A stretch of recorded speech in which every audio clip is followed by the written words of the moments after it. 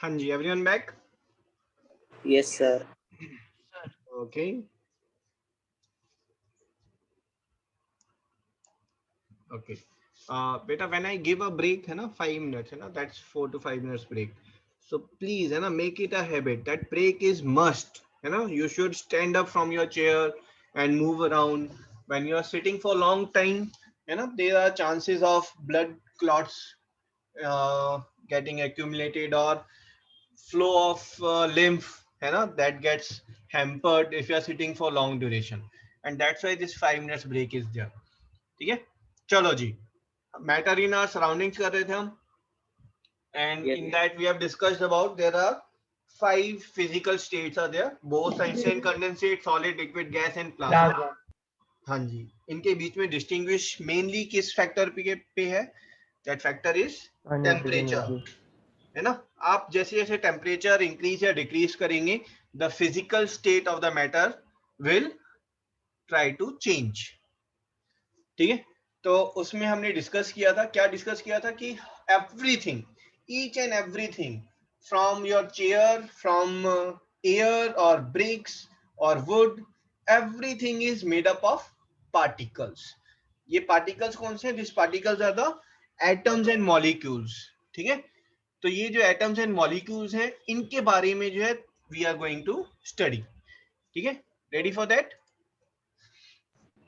Sir मुझे पहले एक डाउट था, मैं अभी पूछ सकता हूँ? हाँ, पिछली क्लास पूछो. में था हाँ, sir.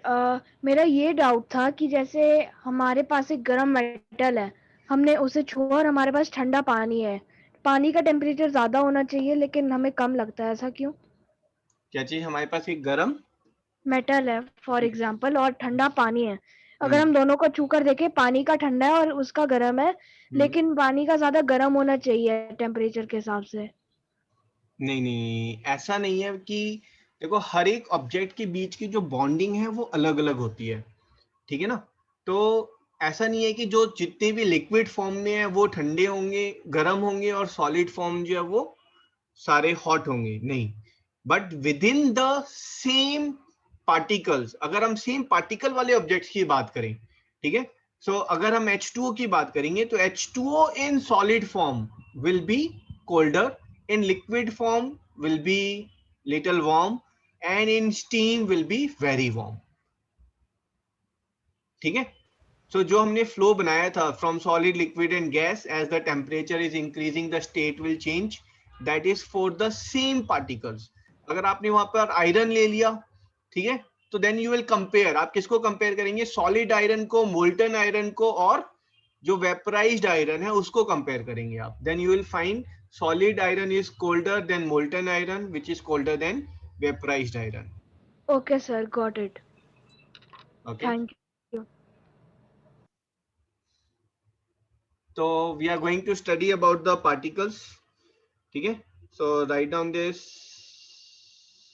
ding ding ding ding, particle theory of matter, है ना, give heading particle theory of matter.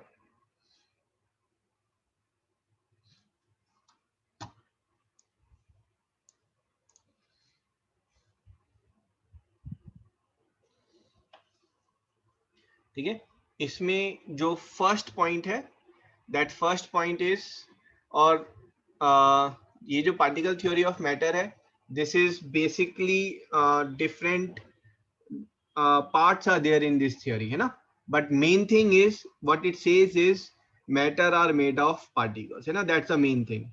ठीक है, particle theory of matter. ठीक है, इसमें जो फर्स्ट पॉइंट है ना, first point you right down, the first point is particles, sorry, matter are made of particles.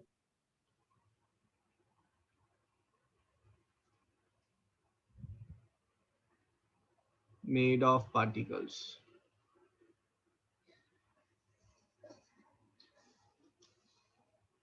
ठीक है, that is atoms and and molecules. molecules.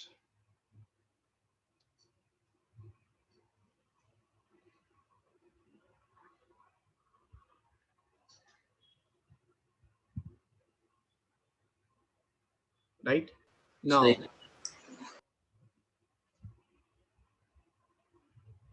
what is the first second characteristics of particle.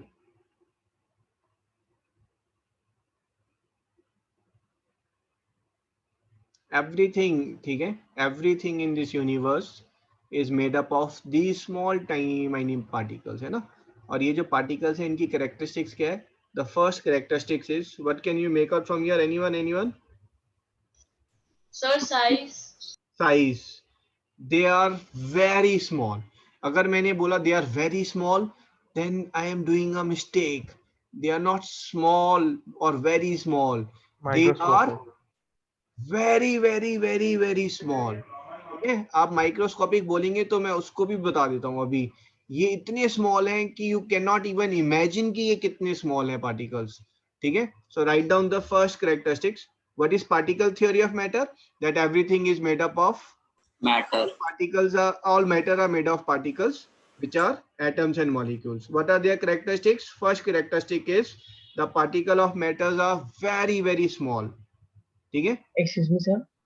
हाँ जी, पहले लिख लो. हाँ जी, बोलो बेटा. Sir ये जो फर्स्ट थ्योरी का पॉइंट था उसी के अंदर ही सब पॉइंट्स है. वो फर्स्ट पॉइंट नहीं है ना, वो मेन थियरी को उसमें डालो आप, है ना. Okay sir. जो हमने यहाँ लिखा था इसको फर्स्ट पॉइंट मत लो. ठीक है. Particle theory of matter, you take it, this is particle theory of matter, and then you give characteristics of these particles. ठीक है. Give the heading characteristics of particle and then you give first point. First point is the particles of matter are very small. Sir तो ये जो आपने first point लिखवाया है postulate है matter theory का. हाँ, postulates तो नहीं है, ये आपका characteristics of particle आ रहे हैं. बट अगर कहीं पर आपके पास अगर क्वेश्चन आएगा, देखो 1 मार्क का है ना, define particle theory of matter, तो you will say particles are, matter is made of particles which are very small and that is atoms and molecules. But if it comes with 3 marks question, then you will say the particle theory of matter says that all matter is made of small particles which have following characteristics. First is these particles are very small. Sir noted. Excuse me sir. हाँ जी. Sir हम atoms को electron microscope से देख सकते हैं? ना, आज तक एटम को किसी ने नहीं देखा. अभी रिसेंटली जो है they have tried to make out the sphere within the atom is lying, है ना, but it's not visible even by electron microscope. Sir तो सर सेल एटम से ज्यादा बड़ा होता है. Okay, cell is made up of trillions of atom. ठीक है. सर एटम तो बहुत छोटा हो गया ना फिर. हाँ, अब आप देखें, मैं आपको दिखाता हूँ फोटो. देखो, ये पता है किसकी फोटो है? सर पेन की. सर पेन के टिप की. सर टिप अब नहीं रही. Excuse me of a sir. Needle. और ये जो नीडल है ये ऐसी वैसी नहीं है, sharp needle. This is a tip of a safety pin. Safety pin की टिप सोचो कितनी शार्प होती है. ठीक है. उसको जूम करके जो है ये फोटो ली गई है. सर ये भी ब्लंट लग रहा है. और ये क्या है यहाँ पर? Micro organism. बैक्टीरिया. ठीक है. आप लोग जैसे वो टिप जो है वो पिन की जो है ना मुंह में ले लेते हैं ना, तो this bacteria enter into your system.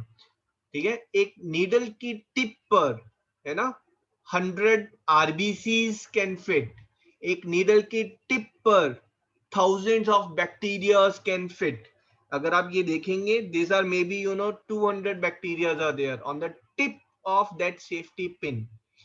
इस एक बैक्टीरिया को अगर आप जूम इन करेंगे, that bacteria itself is made up of nucleoid, ribosome, cell wall, cytoplasm, lot of things are there in it, है ना. And this itself is made up of trillions of atoms. अब सोचो atom कितना छोटा है. Yes sir. है ना. ऐसे सोचने में इम्पॉसिबल सा लगता है. हाँ, it's actually way too small than your imagination. अगर मैं एक ड्रॉप पानी की बात करूंगा, है ना, आंसू का जो एक ड्रॉप निकलता है, ठीक है, तो उसके अंदर जो है ना, अगर मैं उसके अंदर जो है, इफ आई विल से कि जो एटम है उसको अगर मैं उस ड्रॉप की पॉपुलेशन लूं, ठीक है, अगर इस ड्रॉप के अंदर जो एटम है उस एटम को मैं पर्सन मान लूं, तो इस ड्रॉप के अंदर how many people are living in this drop? So there are trillions. अगर अर्थ की पॉपुलेशन लेंगे, अर्थ की पॉपुलेशन कितनी है बेटा? 10 बिलियन 7.3 है ना। और इस ड्रॉप के अंदर जो है ऐसे जो 10 बिलियन है, ये जो 10 बिलियन है, दिस आर लाइंग 100 बिलियन। मतलब एक अर्थ की पॉपुलेशन नहीं, 100 बिलियन अर्थ की जो पॉपुलेशन होगी वो सब मिला दी जाए तो उतने एटम्स इस एक ड्रॉप पानी के अंदर है ना। 1 drop water is having 1 billion trillion atoms. ठीक है, way too small than our imagination. तो सर एटम है वो स्मॉलेस्ट यूनिट ऑफ लाइफ है? स्मॉलेस्ट यूनिट ऑफ लाइफ नहीं है बेटा, life is something which can you know. Sir atom non living things में भी होते हैं। एटम्स जो है वो नॉन लिविंग थिंग ही है, all atoms are non living. Only thing is those atoms when they combine in a particular order and format and work together, they start behaving as a living. Sir That's the indirectly we funniest are part. non-living. Funniest part about this, आप सोचो, आपको अगर मैं बताऊं तो आपने एक कोयला लिया, कोयला क्या, कोल है ना। फिर Yes. आपने क्या किया, आपने लेट्स से ऑक्सीजन गैस ले ली है ना, आपने फिर हाइड्रोजन गैस ले ली या वाटर ले लिया, फिर आपने नाइट्रोजन ले लिया। ठीक है, ये सारे elements they start, they've combined in a particular order, कितने trillions, and then they are forming one cell. ठीक है, जो सेल है, cell is behaving as a living, but cell itself is made up of what? In world there are total 120 elements are there. पूरी दुनिया में क्या है, 120 elements है। इन 120 elements में भी सिर्फ 94 है जो नेचर में मिलते हैं। ठीक है, बाकी तो लैब में जो है जबरदस्ती करके बनाए गए हैं। ठीक है, तो पूरी दुनिया में आप कोई भी चीज ले लें, कोई भी लिविंग ऑर्गेनिज्म, कोई भी नॉन लिविंग थिंग, ठीक है, you take sand, if you want you take plastic, you take cockroach, they all are made up of this 94 things only. आप ब्रेक करेंगे कॉकरोच को तो सेल मिलेंगे, सेल को ब्रेक करेंगे न्यूक्लियस मिलेगा, उसको ब्रेक करेंगे आपको डीएनए मिलेंगे, डीएनए को ब्रेक करेंगे आपको उसमें एटीसीजी मिलेंगे, है ना, बेसिस मिलेंगे, बेसिस को ब्रेक करेंगे, in the end you will get carbon, hydrogen, oxygen, nitrogen, all this you will get. Excuse me, sir. These are what are particles I am talking about. हाँ जी बोलो। Sir, I had to ask, sir, कि हम लोग के surroundings में कोई बोस-आइंस्टाइन condensate की बनी हुई चीजें होती हैं क्या?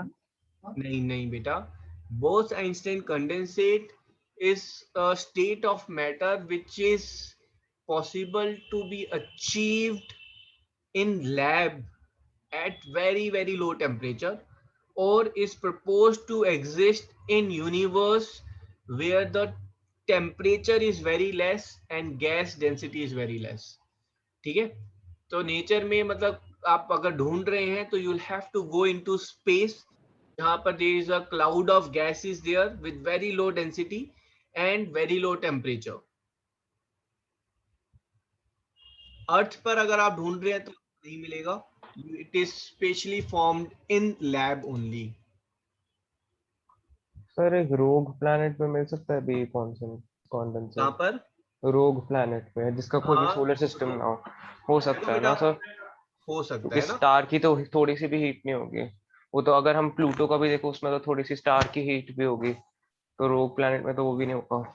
हाँ जी, तो अगर आप प्लैनेट्स की सोलर सिस्टम से बात करेंगे तो प्लैनेट्स का टेम्परेचर जो है, अगर आप मून की बात करेंगे ना, मून में जो side away from the sun है वहाँ टेम्परेचर -180 है ना। If you go to the planets, outer planets में आप जाएंगे तो टेम्परेचर -220 -240।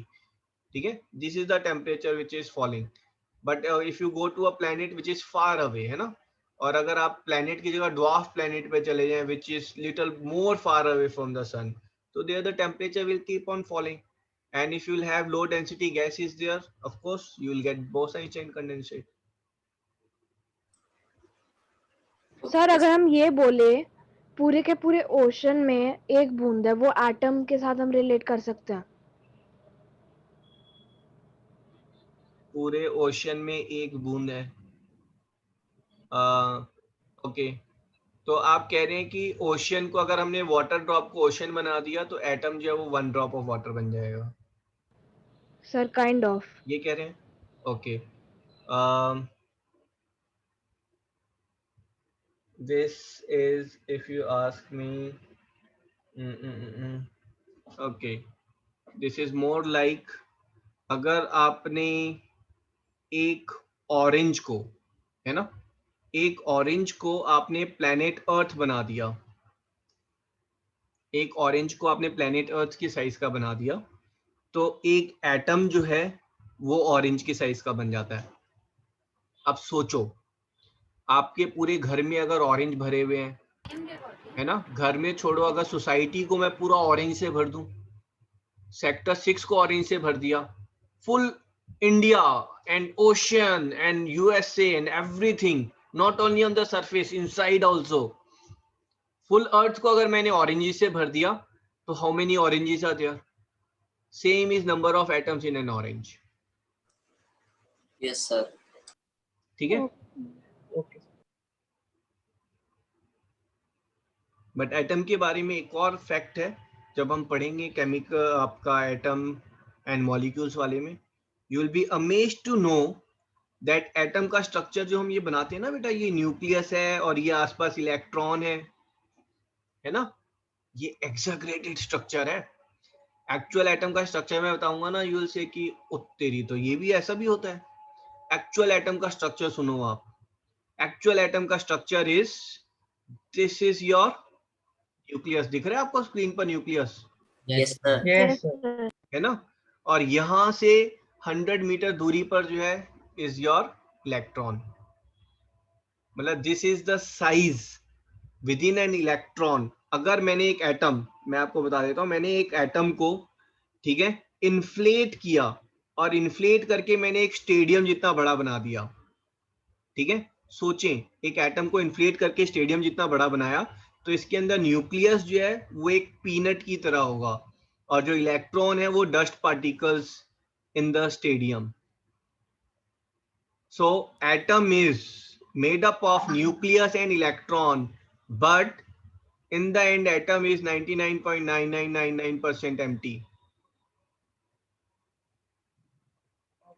सर एक डाउट है, आप समझ पा रहे हैं, जो स्ट्रक्चर Yes. हम बनाते हैं ना वो एक्सैगरेटेड होता है। अब सुनने में देखो कितना अजीब सा लग रहा है। अब यहाँ पर अगर आप बात करें, आप बने तो एटम से हुए हैं, ठीक है, but atom itself is so much empty, so everyone is basically more of emptiness than a solidness, but it's sir अगर sciences, आप आगे पढ़ेंगे sciences, that's why science is very interesting, you know, to know lot of things. हाँ जी, you are asking something? Sir neutrinos real होता है?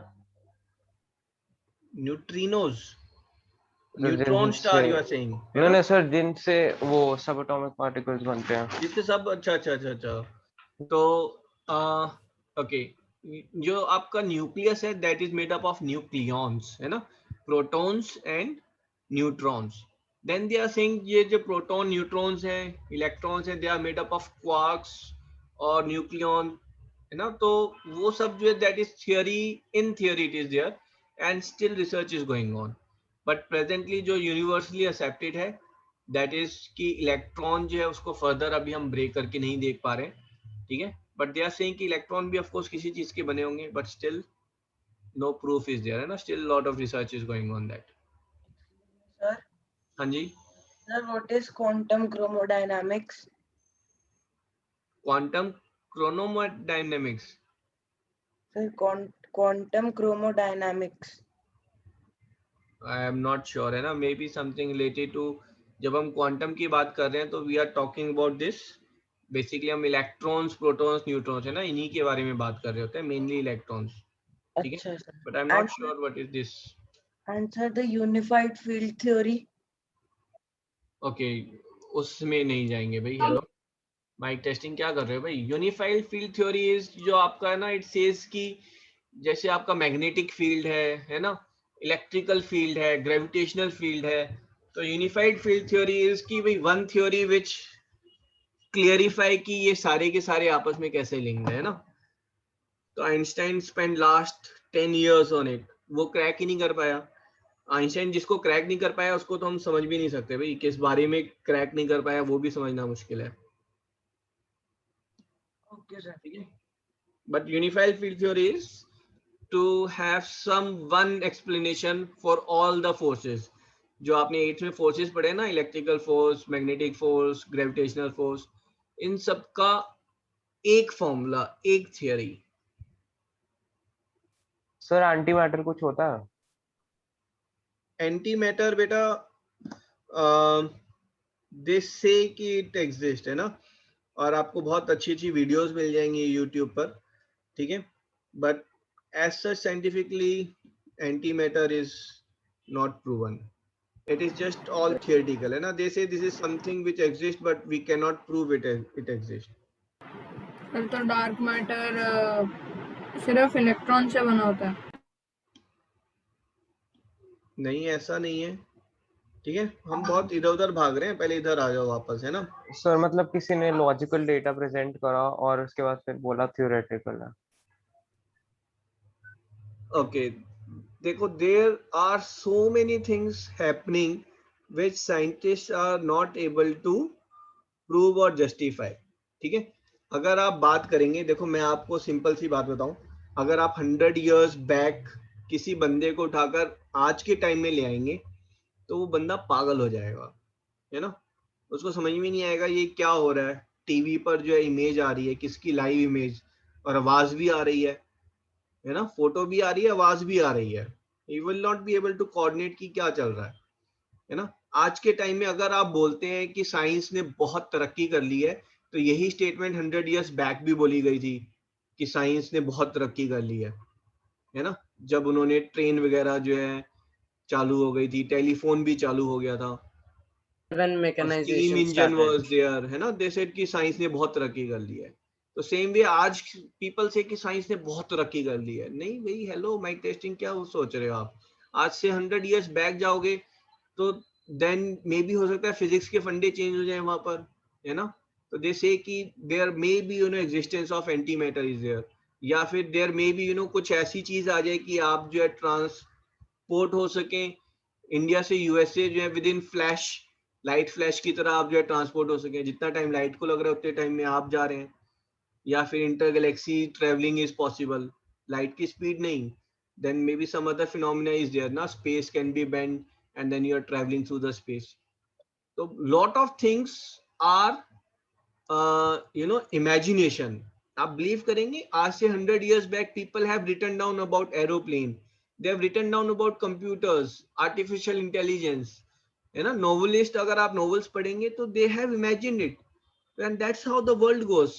Few people imagine, others try to prove it or acquire it or achieve it, ठीक है। Einstein ने जब 1916 में he gave theory of relativity, तो लोगों को उसको समझने में ही टाइम लग गया। क्यों? उसने मतलब जो थ्योरी जो 50 साल बाद डिस्कवर होनी चाहिए थी, उसने उस टाइम में डिस्कवर किया जब लोगों को पता ही नहीं था कि क्या है ये चीज। मतलब कंप्यूटर एरा में कोई अगर डिस्कवर कर रहा है तो कोरिलेट कर सकते थे कि भाई अच्छा जी ऐसा होता है कंप्यूटर्स के through, then they can justify the data. उसकी थ्योरी प्रूफ समझने में ही लोगों को टाइम लग गया, है ना। तो it all goes like this. आज जो वो लोग स्टेटमेंट दे रहे हैं, हो सकता है 50 years बाद जो है वो रियलिटी बन जाए। सर तो और ये जो ऐसा होना सारे चाहिए। मोशन की इक्वेशंस वगैरह ये सब आइंस्टाइन ने डिस्कवर किए हैं? नहीं, मोशन की इक्वेशन न्यूटन ने दी है बेटा, है ना। और फिर न्यूटन ने जो दी मोशन की equation, they said this is the biggest discovery. क्यों बिगेस्ट? उसने जस्टिफाई कर दिया हेवन में क्या हो रहा है। हेवनली बॉडीज, सोचो ना, उस टाइम में हेवन इज लाइक भगवान का एरिया वो तो। और मोशन, उसने इक्वेशंस दे दी कि भाई ये हेवनली बॉडी ऐसे बिहेव कर रही है तो क्यों कर रही है। उसने ग्रेविटेशन की इक्वेशन दे दी, है ना। So he was the one who bring the heaven close to the earth and within the logical limits. So Newton was considered the greatest scientist. फिर उसके बाद आइंस्टाइन आ गया। आइंस्टाइन कह रहा है ये सारा मोशन तो बकवास है, nothing can be at rest, absolute motion अगर किसी का है तो वो लाइट का है, दैट इज 3 × 10⁸ मीटर पर सेकेंड। बाकी सब की जो स्पीड है that is all relative to each other. कोई रेस्ट पर अगर आप बोल रहे हो तो किसी के रिलेशन में आप रेस्ट पे बोल सकते हो, नहीं तो नथिंग इज एट रेस्ट। अब यहाँ पर हिल गए, लोग हिल गए, पता नहीं क्या बकवास कर रहा है। देन ही सेड कि जो टाइम है ना, that also is not constant for everyone. किसी के लिए टाइम फास्ट मूव कर रहा है, किसी के लिए स्लो मूव कर रहा है। देन ही सेड कि जो मास है वो भी कांस्टेंट नहीं है। ही सेड कि अगर आप तेज भागेंगे तो मास आपका इंक्रीज करेगा, अगर आप रुके हुए हैं तो मास आपका डिक्रीज करेगा। देन ही सेड कि एनर्जी भी कांस्टेंट नहीं है। उसने तो दुनिया को पागल बना दिया। He said mass can be converted into energy, energy can be converted into mass, और उसके बेस पर फिर एटॉमिक बॉम्ब बन गया। आप समझ रहे हैं? तो अब आप बात करेंगे, मैं आपको बताता हूँ, है ना, मैं आपको बताता हूँ ड्यूअल नेचर, है ना। अब मैं आपको ना एक video, I will send you a video, है ना, that's dual nature of particle. आप पढ़ेंगे तो आप कहेंगे कि सर ये सब छोड़ देते हैं, उसी को पढ़ लेते हैं ना, वो ज्यादा इंटरेस्टिंग लग रहा है। सर तो दोनों में से इम्पोर्टेंट और सबसे इम्पोर्टेंट डिस्कवरी और ज्यादा ग्रेटर साइंटिस्ट कौन माना जाएगा फिर? बेटा वो हर एक का अपना अपना परसेप्शन है। अगर आप मुझसे पूछेंगे तो I will vote for Newton, है ना। Newton was the greatest scientist. उसने 16 इयर्स की एज में कैलकुलस जो है वो इन्वेंट कर दिया, है ना। उसने he gave Newton law of motion, ठीक है। सो उसने जिस टाइम पर दिया उस टाइम में बुक्स वर नॉट देयर, है ना, things were not available, knowledge was limited, है ना, यूनिवर्सिटीज वर नॉट देयर। सो उस लिमिटेड रिसोर्सेज में he discovered things, I'll say 100 years before the era. So it is difficult to say कि which one is greater scientist. चलो जी भाई, second property लिख लो, है ना। हाँ जी सर बोलो। एक डाउट है सर, न्यूक्लियर एनर्जी में सब एटॉमिक पार्टिकल सेपरेट हो जाता है ना एटम के? हाँ वो जी, इतना सेपरेट स्ट्रांग देखो, होता है? सारे सेपरेट नहीं होते हैं, ठीक है। न्यूक्लियर एनर्जी में जो सब एटॉमिक पार्टिकल है, ठीक है, अगर आप बात करेंगे फ्यूजन की तो वो पास आ जाते हैं, ठीक है। और अगर आप बात करेंगे फिजन की तो वो सेपरेट हो जाते हैं। और दोनों ही वे में जो है एनर्जी रिलीज होती है। यूरेनियम जो है, अगर उसका जो न्यूक्लियस है वो टूट जाता है तो न्यूक्लियस का जो मास है ना, वो फ्रैक्शनली कम हो जाता है। और वो मास कहाँ गया? वो मास एनर्जी में कन्वर्ट हो गया। और उस मास की जो इक्वेशन है that is Einstein famous equation, energy is equal to mass mc square। Square. अगर 1 ग्राम मास कम हुआ तो उस 1 ग्राम मास की कितनी एनर्जी निकली? 3 × 10⁸ का स्क्वायर का जूल। अब सोच लो, सिर्फ 1 ग्राम मास कम होने से इतनी एनर्जी बन गई, ठीक है। तो केमिकल रिएक्शन कोई होती है ना, तो उसमें भी बॉन्ड्स जो है वो टूटते हैं, न्यू बॉन्ड्स बनते हैं, और वहां पर जो है उसमें मास चेंज हो जाता है, ठीक है। अगर आपने 2 न्यूट्रॉन्स प्रोटॉन्स को लिया बेटा, है ना, 2 प्रोटॉन्स को लिया और 2 न्यूट्रॉन्स को लिया, इनको आपने आपस में जोड़ दिया। Sir, in the equation E is equal to m into c square. So what is c? हाँ जी Medhansh, that c is speed of light, Okay, sir. ठीक है। अगर आपने 2 प्रोटॉन लिए हैं और 2 न्यूट्रॉन लिए हैं, ठीक है, आपने उनको आपस में कंबाइन कर दिया, ठीक है। कंबाइन करने से इनका मास कम हो जाता है, और इनको अलग करोगे तो मास बढ़ जाएगा। तो अगर आपको इनको तोड़ना है तो you will have to give energy, इनको जोड़ना है तो दिस विल गिव एनर्जी, ठीक है। बट ये इतना इजी नहीं है। अगर आप इंटरेस्टेड हैं तो you check out on internet, YouTube पर आप टाइप करें मास डिफेक्ट, है ना, then you will get the information about it. Sir, is it true that plutonium is much stronger than uranium? What is much stronger? Sir, is it true that plutonium is much stronger than uranium? Beta, it's not the matter of stronger. It is the matter of when you break it, how much energy is releasing, है ना। Strong किस angle में बोलना चाह रहे हैं? तो अगर आप यही एनर्जी रिलीज एनर्जी के फॉर्म में, हाँ, जो प्लूटोनिक बॉम्ब है that is more devastating than yes sir, इसीलिए यूरेनियम बेस्ड बॉम्ब, सर ऐसा क्यों होता है? में जो हाइड्रोजन बॉम्ब है, ठीक है, तो those are 1000 time more stronger than uranium bombs, ठीक है। गलत जगह भाग रहे हैं, हेलो वापस आ जाओ। सर नोट कर लिया। ठीक है, particles of matter have space between them, ठीक है। तो पार्टिकल्स ऑफ मैटर जो है उनके बीच में ना स्पेस होगा, ऐसा नहीं है कि बिल्कुल ही जो है आपस में ऐसे चिपके पड़े हैं, नहीं, they will have space between them, ठीक है। And that space is decided, अगर सॉलिड लिक्विड गैस है तो उसके accordingly space will also change, ठीक है। So in case of solid the space between them is there but is very, solid में ये स्पेस है वो काफी कम है। In case of liquid space is मोर।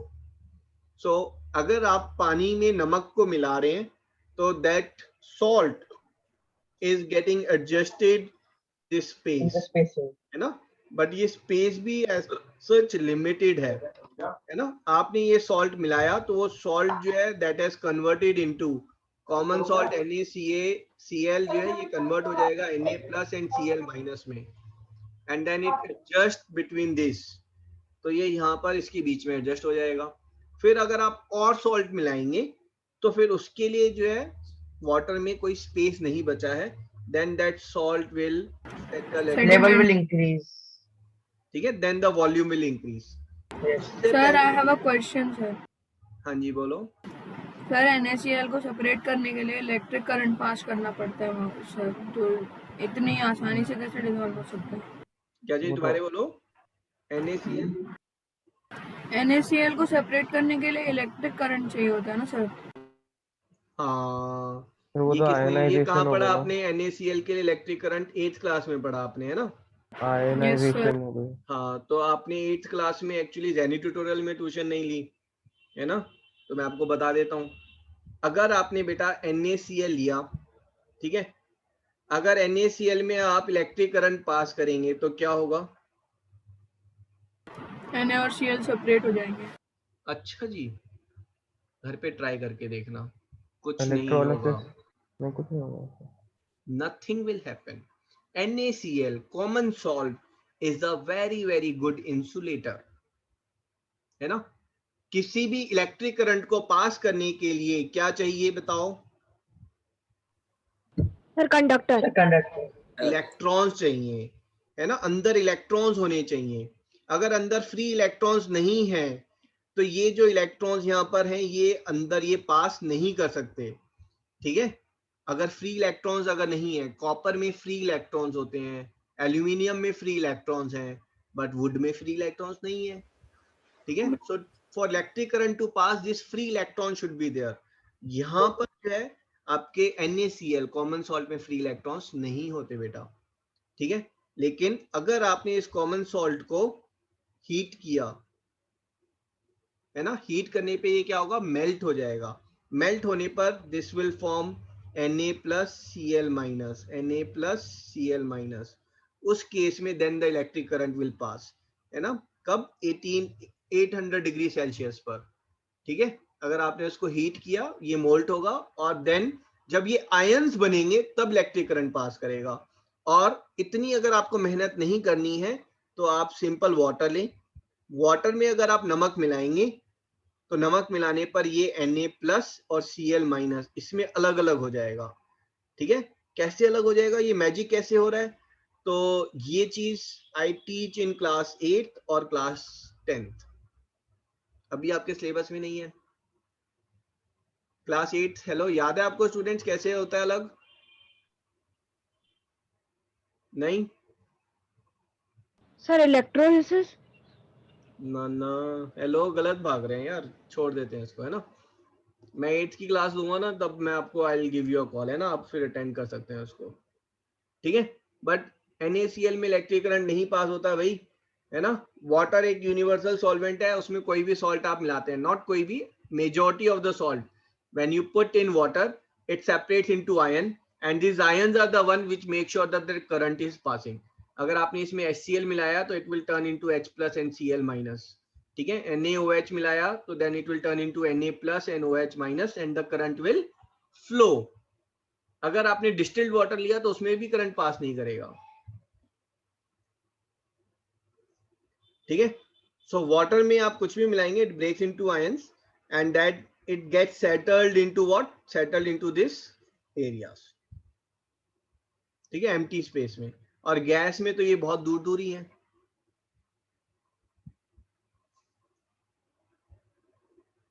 ठीक है जी।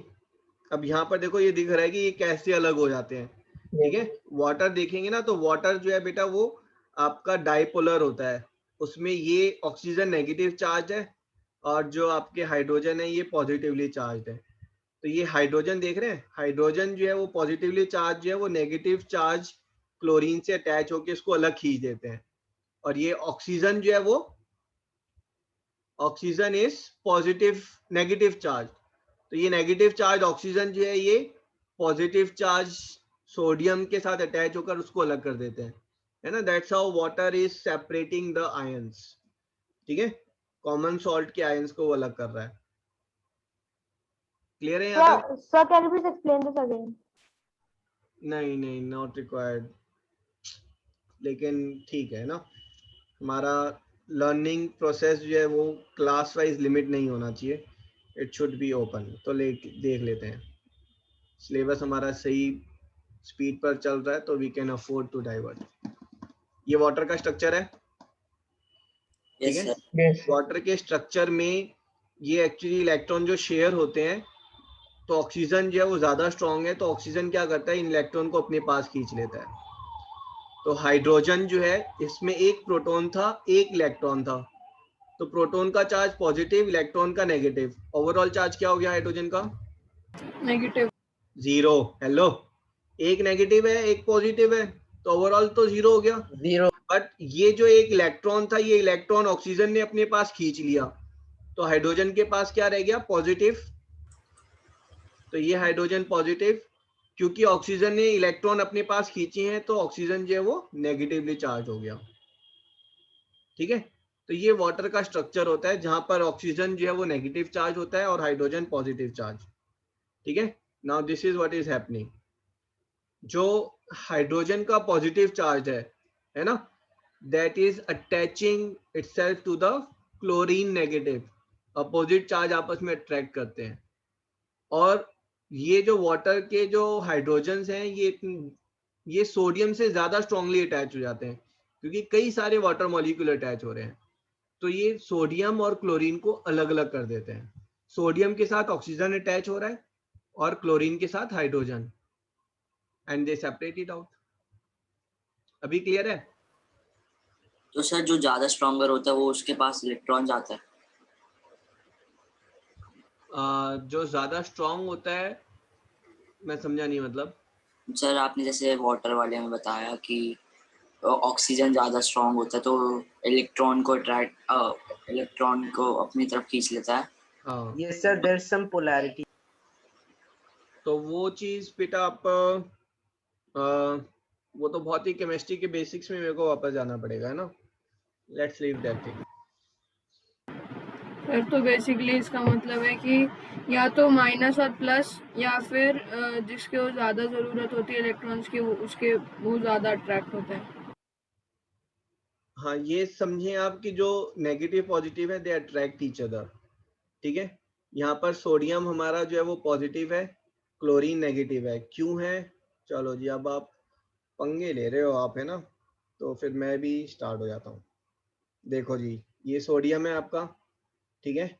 सोडियम का जो स्ट्रक्चर होता है ना, ये 2 इलेक्ट्रॉन और यहाँ पर 8 इलेक्ट्रॉन और ये 1 इलेक्ट्रॉन, और ये क्लोरीन का स्ट्रक्चर है आपका। क्लोरीन के स्ट्रक्चर में 2 इलेक्ट्रॉन, 8 इलेक्ट्रॉन एंड 7 इलेक्ट्रॉन, ठीक है।